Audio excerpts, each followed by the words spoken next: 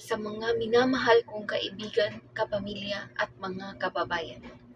Sa panahon ngayon, tila ba'y hinahamon ng mabilis na pag-unlad ng teknolohiya ang ating mga puso.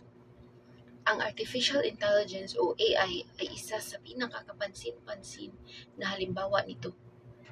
Habang nagbibigay ito ng kaginhawaan at pag-unlad sa ating buhay, hindi natin may iwasan na magtanong, paano kaya naapektuhan ng AI ang pag-ibig? Marahil ay iniisip ng AI ay isang malamig at walang damdaming makina. Ngunit, sa totoo lang, ang AI ay isang tool lamang. Isang tool na maaaring gamitin upang puksain o pahinain ang ating mga relasyon. Maaaring gamitin ng AI upang mas mapalapit sa ating mga mahal sa buhay at mas mabilis na komunikasyon sa pagbabahagi ng mga alaala. Maaari din naman itong maging dahilan ng pagkalayo dahil sa labis na pagdedepende sa teknolohiya at pagkawala ng personal na interaksyon.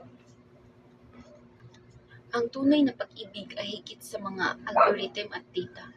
Ito ay tungkol sa empatiya, pag-unawa, at pagtanggap. Ito ay tungkol sa pagiging tunay at bukas sa isa't isa sa kabila ng pagsubok na ating pinagdadaanan.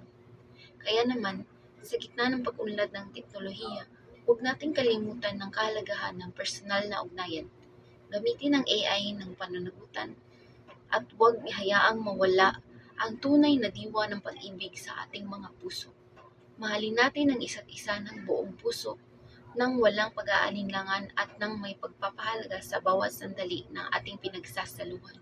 Maraming salamat po.